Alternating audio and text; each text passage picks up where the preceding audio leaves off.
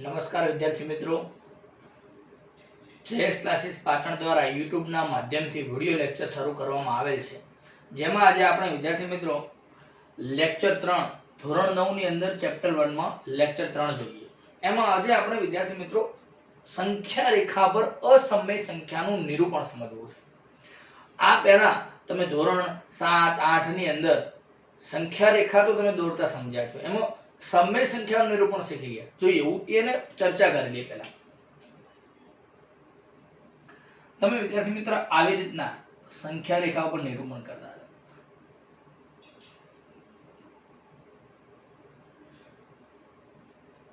આ આપણી સંખ્યા રેખા છે, જેમાં તમને એમ કે 1 નું નિરૂપણ કરો તો તમે એવું કરતા હતા, આના ઉપર આ સંખ્યા આપણું 1 નું નિરૂપણ છે।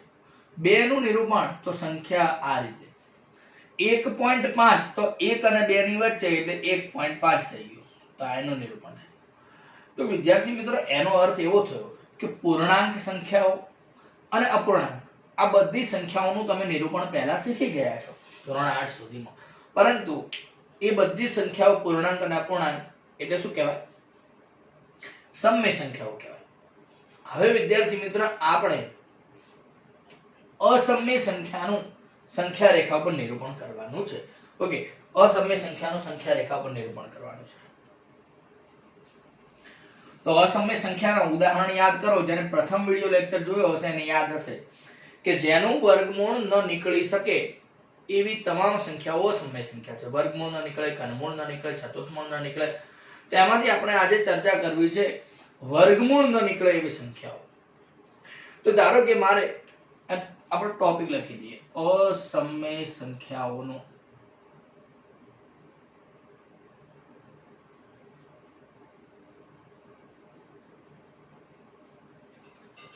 સંખ્યા રેખા પર નિરૂપણ।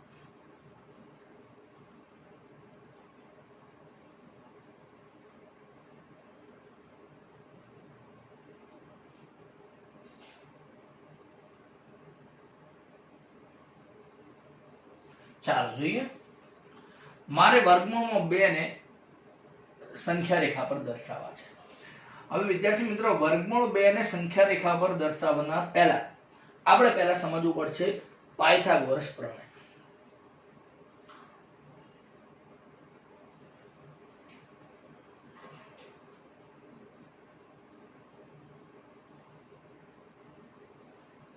હવે વિદ્યાર્થી મિત્રો પાયથાગોરસ પ્રમેય તમારે ધોરણ 10 માં સમજવાનો છે, પરંતુ એનું જે વિધાન છે, એને જે સાબિત કર્યું છે, એનો ઉપયોગ આપણે અત્યારે કરવાનો છે। એટલા માટે એ વિધાન શું કહે છે એ સમજી લઈએ। કાટકોણ ત્રિકોણમાં કાટખૂણો બનાવતી બે બાજુઓ, આ શું છે? કાટખૂણો બનાવતી બે બાજુઓ, એના વર્ગનો સરવાળો બરાબર કર્ણનો વર્ગ થાય। કાટકોણ ત્રિકોણ તો પહેલા સમજી ગયા, કોને કર્ણ કહેવાય એ તમે સમજો છો। તો ધારો કે હું આનું નામ AB આપું, આ BC બાજુ થાય, આ AC બાજુ થાય, તો કાટખૂણો બનાવતી એટલે કે AB અને BC બે બાજુના વર્ગનો સરવાળો એટલે આના વર્ગનો સરવાળો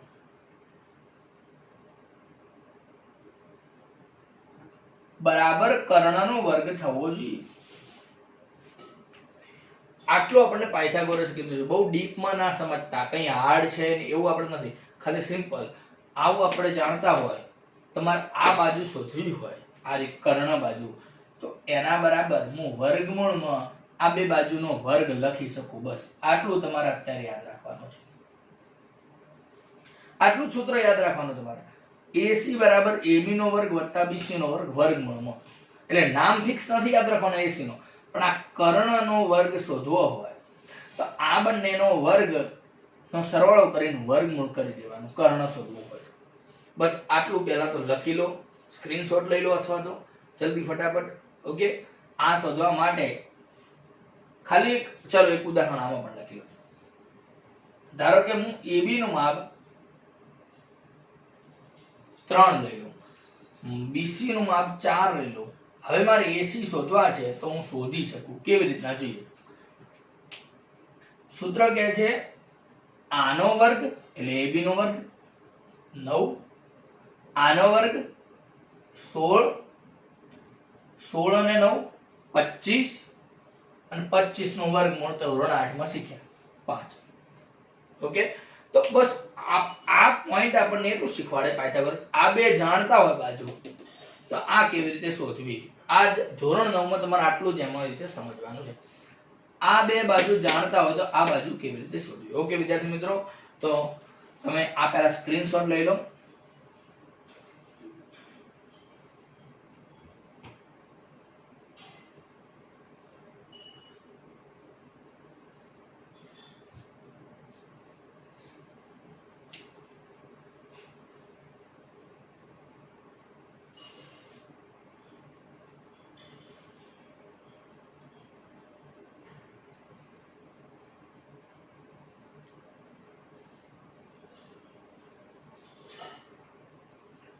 ચાલો હવે આપણે શોધવું છે વર્ગમૂળ 2 નું સંખ્યા રેખા ઉપર નિરૂપણ.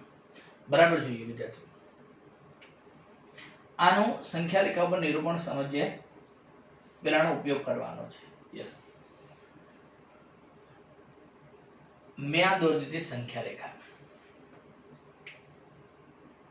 આ અંક 0 છે, આ અંક 1 છે. હવે વિદ્યાર્થી મિત્રો તમારે ફૂટપટ્ટીની મદદથી સંખ્યા રેખા દોરવાની છે.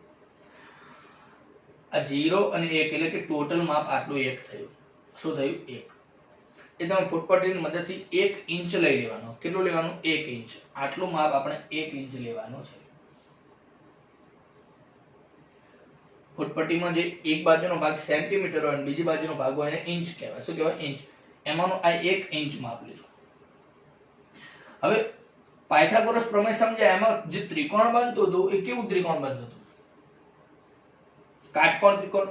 એટલે કે આ ખૂણો કાટખૂણો હોવો જોઈએ. એનો અર્થ કે વિદ્યાર્થી મિત્ર મારે અહીંયા એક કાટખૂણો બને એવી સીધી લીટી દોરવાની છે. ફૂટપટ્ટીની મદદથી અથવા કોણ માપકની મદદથી 90 અંશનો ખૂણો બને એવું તમારે દોરવાનું છે. ઓકે, આ સીધી બનવી જોઈએ. પછી આવી રીતના ત્રાંસી હોય તો નહીં ચાલે. આ 0, આ 1 અને પછી આમ લીટી દોર દો તો આ વસ્તુ ખોટી છે. આ ખૂણો કેટલો બનવો જોઈએ? 90 બનવો જોઈએ. કેટલો બનવો જોઈએ? 90. તો આ 90 નો ખૂણો બનાવી દીધો. હવે આમ પણ આપણે 1 ઇંચ લઈએ. આ માપ પણ કેટલું લેવાનું? 1 ઇંચ. યસ, તો આ 1, આ 1. હવે મારે આ માપ શોધવું છે. આટલું માપ. ધારો કે હું આ બિંદુનું નામ A આપી દઉં, આ બિંદુનું નામ B આપી દઉં, આ બિંદુનું નામ C આપી દઉં, તો AC હમણાં પાયથાગોરસ પ્રમેય પ્રમાણે શોધી શકીએ.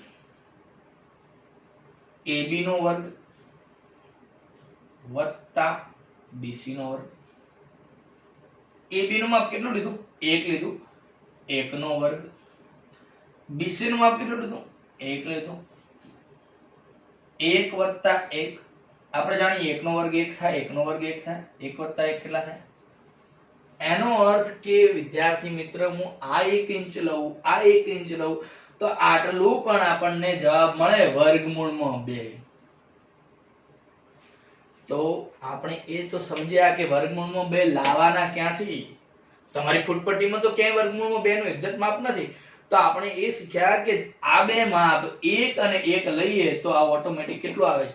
વર્ગમૂળમાં 2 આવે છે. તો વિદ્યાર્થી મિત્રો તમારે આ બે માપ દર વખતે ધારવાના હોય છે. તો વર્ગમૂળ 2 માટે તો મેં તમને સમજાવી દીધું કે આ 1 લઈ લઈએ અને આ પણ 1 લઈ લઈએ તો આપણો જવાબ ઓટોમેટિક વર્ગમૂળ 2 આવી જાય છે.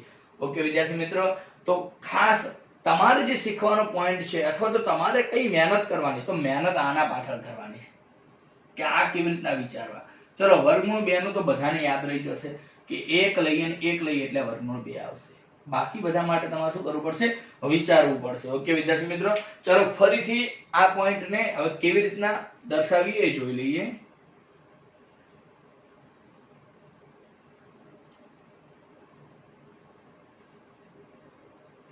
વર્ગમૂળ 2 નું સંખ્યા રેખા પર નિરૂપણ.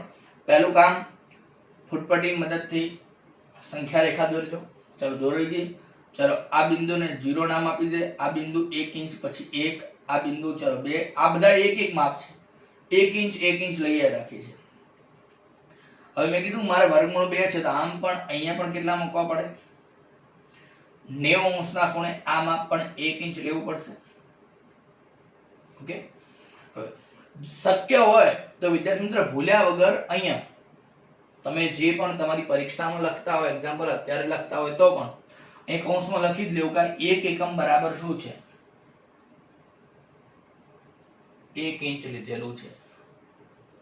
જેવું તમે આલેખમાં લખો છો ને કે 5 સેન્ટીમીટર બરાબર આટલું, 1 સેન્ટીમીટર બરાબર આટલું, એવી રીતના 1 એકમ બરાબર મેં 1 ઇંચ લીધું છે, તો એવું લખી દીધું. હવે આપણને ખબર છે કે આ માપ કેટલું થાય છે, વર્ગમૂળમાં 2. ઓકે, આનું લખાણ પણ લખવાનું છે, લખી દઈએ. ચલો, આ બિંદુ A હોય, આ બિંદુ B હોય, આ બિંદુ C હોય, તો લખી દઈએ AC બરાબર વર્ગમૂળમાં AB નો વર્ગ વત્તા BC નો વર્ગ, 1 નો વર્ગ વત્તા 1 નો વર્ગ, 1 વત્તા 1 એટલે કે વર્ગમૂળમાં 2. આમ વિદ્યાર્થી મિત્રો ઘણી વખત કેવું હોય કે ઘણા સાહેબ માગણી કરે કે આ વર્ગમૂળમાં 2 આયા ક્યાંથી, તમે સમજાવો, એટલા માટે તમારે લખવું પણ જરૂરી છે. ઓકે, તો આ લખાઈ ગયું, ખબર પડી ગઈ. આ સૂત્ર તો તમારે યાદ રાખવાનું છે કે AC શોધવા માટે આવું જ કરીશું. હવે સંખ્યા રેખા પર નિરૂપણ કરવા માટે તમે પરિકર હશે, એમાં અણી વાળો ભાગ અહીંયા મૂકો અને પેન્સિલ વાળો ભાગ અહીંયા મૂકો, આ રીતના. તો આ જે બિંદુ થયું ને એ આપણું વર્ગમૂળમાં 2 થઈ ગયું, સંખ્યા રેખા પર નિરૂપણ પણ થઈ ગયું. ઓકે વિદ્યાર્થી મિત્રો, દરેકને સમજણ પડી ગઈ કે વર્ગમૂળમાં 2 નું સંખ્યા રેખા પર નિરૂપણ કેવી રીતે કરીશું. સંખ્યા રેખા દોરીશું, આમ માપ 1, આમ પણ 1 લઈશું, 1 ઇંચ લખેલું છે એટલે આપણે અહીંયા લખી દીધું. આ ક્યાંથી આવ્યું વર્ગમૂળમાં 2 આપણે બતાવી દીધું, અને પછી એમ આપણે સંખ્યા રેખા બનાવી દીધું. ઓકે, હજી એક મારે તમને પ્રશ્ન પૂછવો છે, ચલો વિચારો. વર્ગમૂળમાં 5 લાવવા માટે AB નું માપ કેટલું લેવું પડશે અને BC નું માપ કેટલું લેવું પડશે, વિચારો. મારે વર્ગમૂળમાં 5 દોરવા છે, AC એ વર્ગમૂળમાં 5 છે, તો AB કેટલા લઉં અને BC કેટલા લઉં તો વર્ગમૂળમાં 5 આવે? જલ્દી ફટાફટ વિચારો વિદ્યાર્થી મિત્રો. 2 નો વર્ગ કેટલો? 4. 1 નો વર્ગ કેટલો? 1. તો 2 નો વર્ગ 4 વત્તા 1 5 થઈ ગયા. એનો અર્થ કે AB હું 2 લઈ લઉં અને BC હું 1 લઉં તો આપણને ઓટોમેટિક AC કેટલા મળશે? વર્ગમૂળમાં 5. બસ આ બે વિચારવાનું તમારે છે, AB અને BC કેટલા લેવા, બીજું કશું વિચારવાનું નથી. ચલો અહીંયા સંખ્યા રેખા દોરીએ. આ 0, 1, આ 2. ઓકે વિદ્યાર્થી મિત્રો, આગળ 3 આવશે. ક્યાં 1 ઇંચ 1 ઇંચ 1 ઇંચ. AB નું માપ મારે 2 લેવાનું, તો અહીંયા A નામ આપું તો સીધું અહીંયા નામ B આપવાનું, અને BC નું માપ 1 જ લેવાનું, એટલે અહીંયા મારે મૂકવાનું રહેશે 90 ખૂણે, અને આ કેટલું લેવાનું? 1. આને જોડી દઈએ તો આ માપ કેટલું થઈ જાય? વર્ગમૂળમાં 2. હવે તમારે શું કરવાનું? પરિકર અહીંયા અણી વાળો ભાગ અને અહીંયા આમ પરિકરની મદદથી આ કેવું થઈ જશે? વર્ગમૂળમાં 5. ઓકે, એનું લખાણ પણ આ પ્રમાણે લખવું પડશે. લખી દઈએ કે AC નું માપ ક્યાંથી લાયા? AB નો વર્ગ વત્તા BC નો વર્ગ. AB નો વર્ગ 2 લખ્યા હતા તો 2 નો વર્ગ વત્તા 1 નો વર્ગ, 2 નો વર્ગ 4 વત્તા 1 એટલે કે વર્ગમૂળમાં 5. ઓકે, ચલો દરેકને ખબર પડી ગઈ. આ છે વર્ગમૂળમાં 2, આ છે વર્ગમૂળમાં 5. હવે વિદ્યાર્થી મિત્રો ફરીથી હું આની જગ્યાએ વર્ગમૂળમાં 5 આવી રીતના દર્શાવું. જોજો બરાબર, એવું જરૂરી નથી કે AB જ 2 લઉં. હું એની જગ્યાએ AB 1 લઈ લઉં અને BC 2 લઈ લઉં તો શું થાય છે? ચલો આ થઈ ગઈ સંખ્યા રેખા. આ 0, 1, 2, 3. આ 1 ઇંચ જ છે, ખાલી જગ્યા ઓછી હોવાના કારણે નાનું કર્યું છે, બરાબર? એવું કોઈ ઇશ્યુ નથી, તમારે ફૂટપટ્ટીની મદદથી માપ લેવાનું કમ્પ્લીટ. ચલો મેં AB 1 લઈ લીધું, હવે આ ભાગ 2 લઈ લઉં તો આમ જોડી દઈશ. હવે હું ફૂટપટ્ટીની મદદથી પરિકરની મદદથી આમ લાવી દઈશ તો પણ વિદ્યાર્થી મિત્ર આપણો જવાબ સાચો જ કહેવાય. અને આની અંદર લખાણ લખવાનું થશે, એમાં AB નું માપ 1 લખીશું અને પેલું માપ 2 લખીશું તો પણ જવાબ કેટલો આવશે? 5. ઓકે, તમારી ઈચ્છા આવી હોય તો આ રીતે પણ દોરી શકો, આવી હોય તો આ રીતે પણ દોરી શકો. કેટલા સ્ટેપ લખવાના? આકૃતિ દોરવાની, આ લખવાનું ભૂલવાનું નથી, અને આ પણ લખાણ લખવાનું છે, તો જ પૂરેપૂરા માર્ક્સ મળશે. 2 કે 3 માર્ક્સનો પ્રશ્ન એક કમ્પલસરી પરીક્ષામાં પૂછાતો હોય વિદ્યાર્થી મિત્ર, ભૂલ્યા વગર. ઓકે, ચલો આનો સ્ક્રીનશોટ લઈ લો.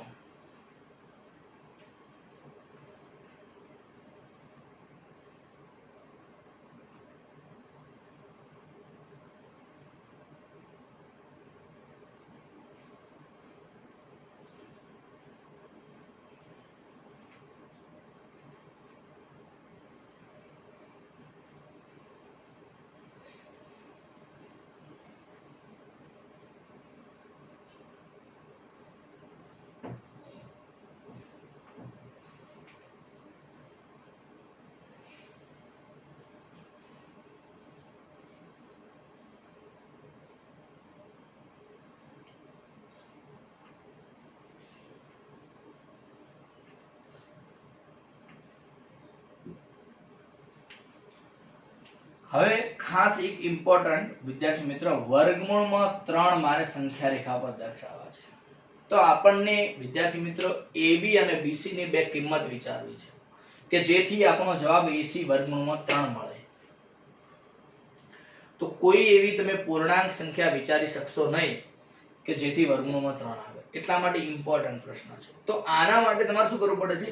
એક વર્ગમૂળમાં 2 કમ્પલસરી દોરવા પડે, પછી જ વર્ગમૂળમાં 3 આવે. કેમ જોઈએ, હું સમજાવું. જો AC બરાબર આપણી પાસે સૂત્ર છે AB નો વર્ગ વત્તા BC નો વર્ગ. હવે હું AB નું માપ વર્ગમૂળમાં 2 લઉં અને એનો વર્ગ કરું, વત્તા BC નું માપ 1 લઉં. વર્ગમૂળમાં 2 નો વર્ગ કેટલો થાય? 2 થઈ જાય. ખબર હોવી જોઈએ કે વર્ગમૂળ અને વર્ગ, તો વર્ગમૂળ ને વર્ગ કેન્સલ થઈ જાય, એટલા માટે 2 મળે. હવે જવાબ વર્ગમૂળમાં 3 મળે. એનો અર્થ કે એક માપ તો કેટલું લાવવું પડશે? વર્ગમૂળમાં 2. અને વર્ગમૂળમાં 2 તમારી ફૂટપટ્ટીમાં હશે જ નહીં. તો વર્ગમૂળમાં 2 ફૂટપટ્ટીમાં ના હોય તો વર્ગમૂળમાં 2 આપણે હાલ જે શીખ્યા એ પહેલા દોરવું જ પડે અને પછી વર્ગમૂળમાં 3 આવશે. બરાબર સમજ્યા છો? બરાબર. જોઈએ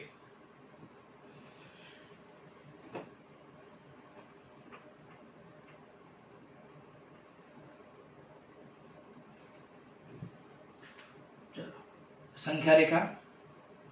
આ તો લખવાનો જ 0 1 ઇંચ, અહીંયા ટોટલ 2 ઇંચ, આગળ 3 ઇંચ. આ એક લઈ લઉં તો આટલું માપ ખબર છે. હવે વર્ગમૂળમાં 2 મળશે. એને સંખ્યા પરિકાની મદદથી આમ કરી દઈએ તો આ ભાગ મળે વર્ગમૂળમાં 2, એટલે કે આટલું માપ થઈ ગયું વર્ગમૂળમાં 2. હવે મારે વર્ગમૂળમાં 3 લાવવું છે. તો AB વાળું માપ વર્ગમૂળ 2 હોવું જોઈએ. તો આ A અને આ B અને BC, એટલે કે અહીંયાથી એક માપ લેવાનું છે, 90 અંશનો ખૂણો બને. હવે અહીંયા જોડી દઈએ. હવે AC, તો આપણું AC હવે શોધશો AB નો વર્ગ વત્તા BC નો વર્ગ, વર્ગમૂળમાં 2 નો વર્ગ વત્તા 1 નો વર્ગ, એટલે કે 2 વત્તા 1 એટલે કે વર્ગમૂળમાં 3. ઓકે વિદ્યાર્થી મિત્રો, તો આ માપ એ આપણો વર્ગમૂળમાં 3 છે. હવે પરિકર મૂકી અહીંયાથી આમ લાવી દો, એટલે આ ભાગ એ આપણો વર્ગમૂળમાં 3 થશે. ખબર પડી ગઈ? તો વર્ગમૂળમાં 3 દોરવા માટે પહેલા વર્ગમૂળમાં 2 દોરવા જરૂરી છે. અને એક આ રીતે પણ દોરી શકો છો. હજી એક બીજી રીત છે, કુંતલ વાળી રીત. કઈ? કુંતલ વાળી રીત સમજી લઈએ. એ આ જ રીતે 0 1 2 1 લઈ લેશું. આ કેટલો થશે? વર્ગમૂળમાં 2. બરાબર. જોજો વિદ્યાર્થી મિત્ર, હવે આપણે શું કરવાનું છે? વર્ગમૂળમાં 2 ને હું અહીંયા સંખ્યા રેખા ઉપર લાવ્યો, પણ અહીંયા હું એવું સમજુ કે આ વર્ગમૂળમાં 2 જ છે આટલામાં. તો પછી હું કાટખૂણો બને એવી રીતના અહીંયા પરિકરની પેલા કોણ માપકની મદદથી એક માપ બીજું અહીંયા લઈ લઉં. તો આ માપ કેટલો થઈ જાય?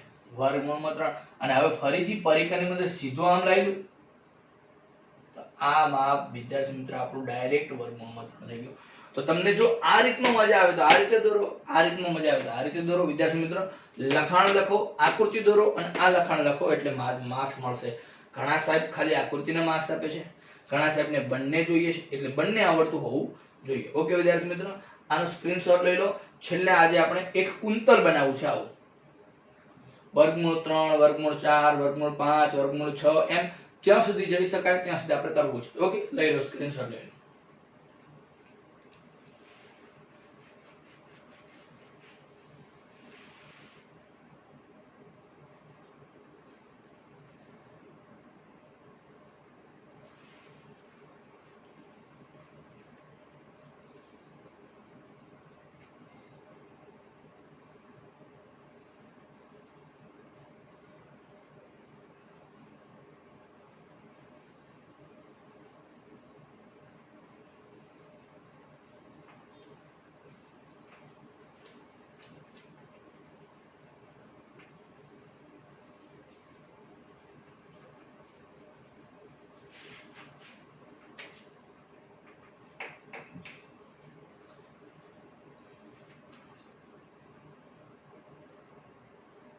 વિદ્યાર્થી મિત્રો, કુંતલ ઇંગ્લિશમાં સ્પાઇરલ બોલાય,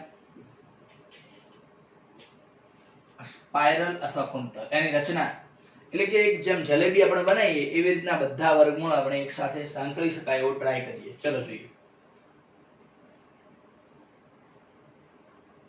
સીધી લીટી નથી આવી. ચાલો, બરાબર છે. આ 0 પોઈન્ટ છે, આપણો 1 પોઈન્ટ છે. આ 1 લઈ લીધું. આ કેટલો મળશે? વર્ગમૂળમાં 2. ફરીથી 90 અંશનો ખૂણો બને એવી રીતના અહીંયા મૂકીએ તો આ ભાગ આપણો ઓટોમેટિક કેટલો બને? વર્ગમૂળમાં 3. ચાલો, આના ઉપર 90 અંશનો ખૂણો બને એવી રીતના એક માપ લઈએ એટલે આ કેટલો બને? વર્ગમૂળમાં 4. વર્ગમૂળમાં 4 એટલે કેટલા? 2 થાય. કેટલા થાય? 2. આના ઉપર હજી 90 અંશનો ખૂણો બને એવી રીતના બીજું એક માપ મૂકીએ તો વિદ્યાર્થી મિત્રો આ કેટલો થઈ જાય? વર્ગમૂળમાં 5. આના ઉપર હજી વિદ્યાર્થી મિત્રો 90 અંશનો ખૂણો બને એવું મૂકીએ એક તો આ કેટલો થઈ જાય? વર્ગમૂળમાં 6. જે આના ઉપર હજી જો 90 અંશનો ખૂણો મૂકીએ, સોરી 90 અંશના ખૂણે 1 નું માપ મૂકીએ તો આ કેટલો થઈ જાય? વર્ગમૂળમાં 7. આમ વિદ્યાર્થી મિત્ર વર્ગમૂળમાં 8, વર્ગમૂળમાં 9 બનાવી શકાય છે. કુંતલની રચના દોરવાનો કરે પ્રયત્ન કરજો. વિદ્યાર્થી મિત્રો ફૂટપટ્ટી, પેન્સિલ, રબર લઈને બેસજો. આ રીતને મેં જેમ હાથથી દોર્યું છે એવી રીતના તમારે સરળતાથી આવશે નહીં. 90 અંશ માટે કોણ માપક જોશે, માપ લેવા માટે ફૂટપટ્ટી જોઈશે. ઓકે, આ છે કુંતલની રચના. આનો પણ સ્ક્રીનશોટ લઈ લો અને ઘરે દોરવાનો પ્રયત્ન કરો. ઓકે, ચિંતા કરતા નહીં. ન આવડે તો મારો મોબાઈલ નંબર લખી લીધેલો છે, તમે ઓકે કોન્ટેક્ટ કરી શકો છો. હું તમને સમજાવી શકીશ. ઓકે વિદ્યાર્થી મિત્રો,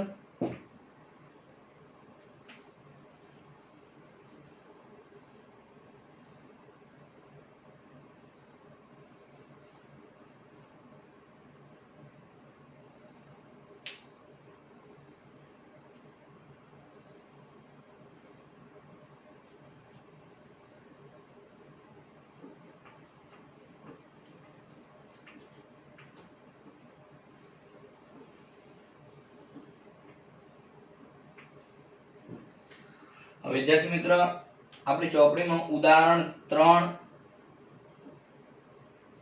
ઉદાહરણ 4 શું હતું એ બોલી જો. ઉદાહરણ 3 હતું વર્ગમૂળ 2 ની સંખ્યા રેખા પર દર્શાવો, જે આપણે કરી દીધું. ઉદાહરણ 4 છે સંખ્યા રેખા પર વર્ગમૂળ 3 દર્શાવો, એ પણ થઈ ગયું.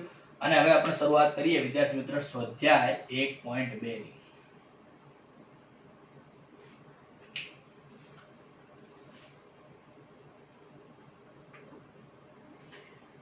જેમાં પ્રથમ પ્રશ્ન છે કે નીચેના વિધાનો સત્ય છે કે અસત્ય જણાવો. ચલો જોઈએ. પહેલું વિધાન, દરેક અસમય સંખ્યા એ વાસ્તવિક સંખ્યા છે.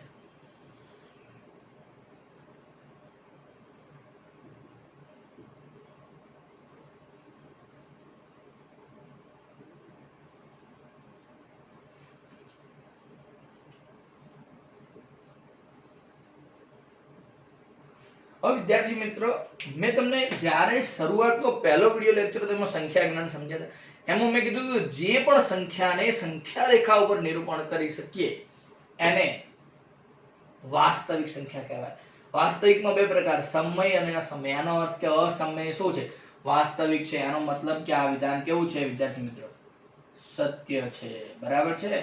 ખૂબ સરળ પોઈન્ટ હતો. આગળ બીજો, સંખ્યા રેખા પરનું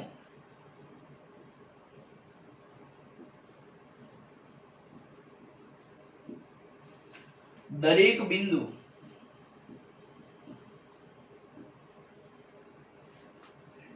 કોઈક પ્રાકૃતિક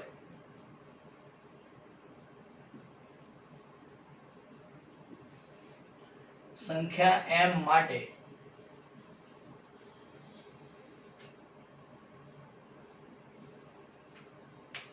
વર્ગમૂળ m સ્વરૂપનું છે.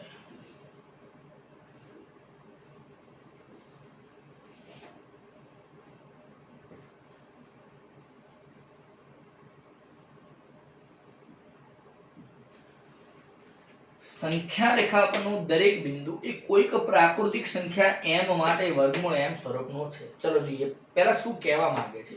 એ આપણને એવું સમજાવે છે કે આ સંખ્યા રેખા છે, એના ઉપરનું દરેક બિંદુ, કોઈ પણ બિંદુ, ચલો આ બિંદુ લીધું, તો એ બિંદુ એક કોઈ પ્રાકૃતિક સંખ્યાનું વર્ગમૂળ હોવું જોઈએ. હવે વિદ્યાર્થી મિત્રો આપણે જાણીએ છીએ કે આ 0 ની આ બાજુ બધી ધન સંખ્યા આવે, જ્યારે આ બાજુ સંખ્યા ઋણ આવશે, બરાબર. પણ એક સંખ્યા એવી બોલો કે જેનું વર્ગમૂળ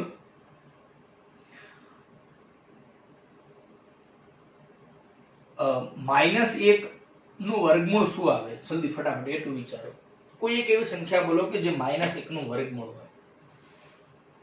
આપણને એમ કીધું કે કોઈક પ્રાકૃતિક સંખ્યા m માટે વર્ગમૂળ m સ્વરૂપનું છે. તો એનો મતલબ કે કોઈ પણ સંખ્યા લઈએ અને એ સંખ્યાનું વર્ગમૂળ નીકાળીએ તો એનો જવાબ આ આવવો જોઈએ. તો ઋણ સંખ્યા તો ક્યારેય શક્ય નહીં બને. કોઈ પણ સંખ્યા રેખા પરનું દરેક બિંદુને કોઈ પ્રાકૃતિક સંખ્યાના વર્ગમૂળ સ્વરૂપનું હોય એવું ક્યારે શક્ય બનશે નહીં, કારણ કે ઋણ સંખ્યાનું વર્ગમૂળ પોસિબલ નથી. તો એનો અર્થ કે આ વિધાન કેવું છે? અસત્ય છે. ઋણ સંખ્યાનું ક્યારે વર્ગમૂળ આવી શકે નહીં એવું ન લખી શકો કે તમે. ઓકે. અને સંખ્યા રેખા ઉપર કઈ 1 2 એવી સંખ્યા આવે એવું ને 1.1 બધી સંખ્યાઓ જે સંખ્યા વાસ્તવિક છે બધી સંખ્યા રેખા ઉપર છે. હજી હાલ તો આપણે જોયા વર્ગમૂળ 2 વર્ગમૂળ 3. ઓકે. તો સંખ્યા રેખા પરના દરેક બિંદુને આ સ્વરૂપે દર્શાવી શકાય નહીં, બરાબર છે.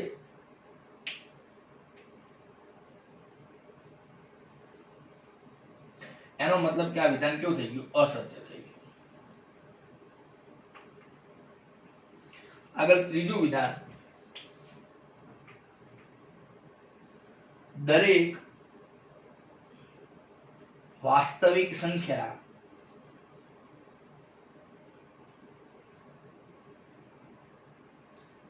એ અસમય છે.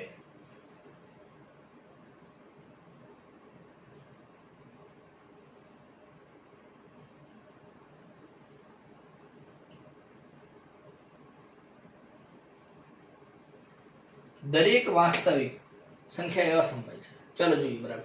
વાસ્તવિકમાં કઈ આવે? પ્રાકૃતિક, પૂર્ણ, પૂર્ણાંક, સમય, અપૂર્ણાંક અને અસમય બધી આવે. પરંતુ વિદ્યાર્થી મિત્ર, જે સમય છે એ અસમય ન કહી શકાય. સમય વાસ્તવિક છે 4, તો 4 તો વાસ્તવિક છે પરંતુ 4 અસમય નથી. તો એનો મતલબ કે આ વિધાન કેવું છે? અસત્ય છે. કારણ આપવું હોય તો એક ઉદાહરણ આપી શકો તમે. અસત્ય છે. ઉદાહરણ શું આપી શકો કે 4 એ વાસ્તવિક છે પરંતુ અસમય નથી. એવું કે 4 જરૂરી નથી. તમે કોઈ પણ ઉદાહરણ આપી શકો. 4 જરૂરી નથી. ઓકે. ચલો વિદ્યાર્થી મિત્રો, પહેલા પ્રશ્નનો સ્ક્રીનશોટ લઈ લો.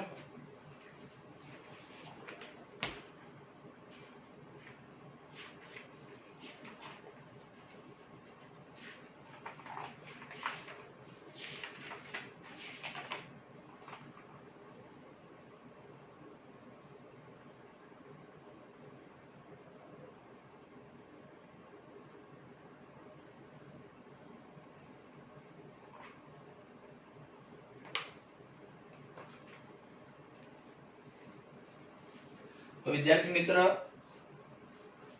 આપણે આજે ચોપડીની અંદર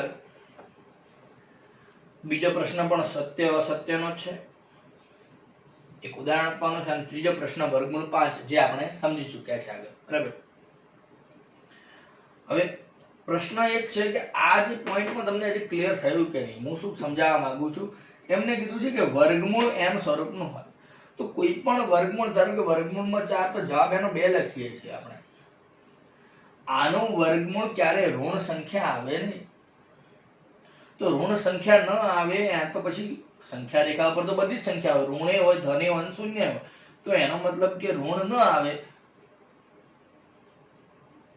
તો આપણે કારણ એટલે કે જવાબમાં શું લખી શકીએ? અસત્ય લખી શકીએ. ક્યારે વર્ગમૂળની સંખ્યા ઋણ હોઈ શકે નહીં. કારણ કે ધન આપ્યું છે. જોજો બરાબર, જે પોઈન્ટ ધોરણ 9 માં છો એટલે તમને સમજાવવું થોડું તકલીફ છે, પણ તો બી કહી શકું. હા, એવું લખ્યું હોત કે પ્રાકૃતિક સંખ્યા m બરાબર કંઈક n વર્ગ છે અને હવે આનું વર્ગમૂળ નીકાળવાનું હોય તો પછી બે સંખ્યા બને, પ્લસ ઓર માઇનસ. n વર્ગ બરાબર m હોય તો એની બે સંખ્યા બને, પ્લસ ઓર માઇનસ વર્ગમૂળમાં m. તો જવાબમાં એવું લખી શકાય કે ઋણે આવી ગઈ ધને આવી ગઈ, પણ અહીંયા તો સ્પષ્ટ વર્ગમૂળમાં m લખેલું એટલે કે ધન વર્ગમૂળમાં સંખ્યાઓ છે તો ઋણ સંખ્યાઓ છે જ નહીં. એટલા માટે શું જવાબ આવે? અસત્ય આવે. બરાબર, એ ધ્યાન રાખી લેજો. ઓકે, ચલો આ તમે સ્ક્રીનશોટ લઈ લીધેલો છે. આ અસત્ય કદાચ પહેલા લખેલું ન હતું તો ધ્યાનમાં લેજો.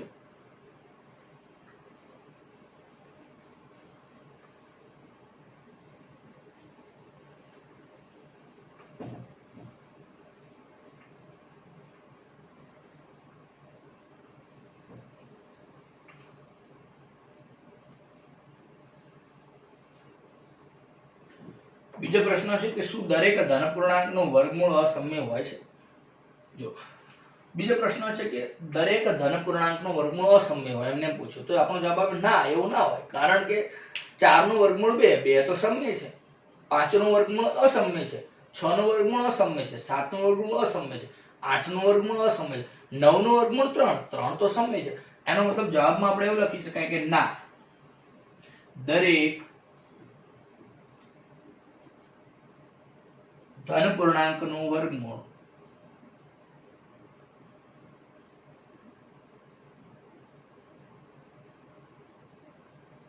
અસમય ના હોય.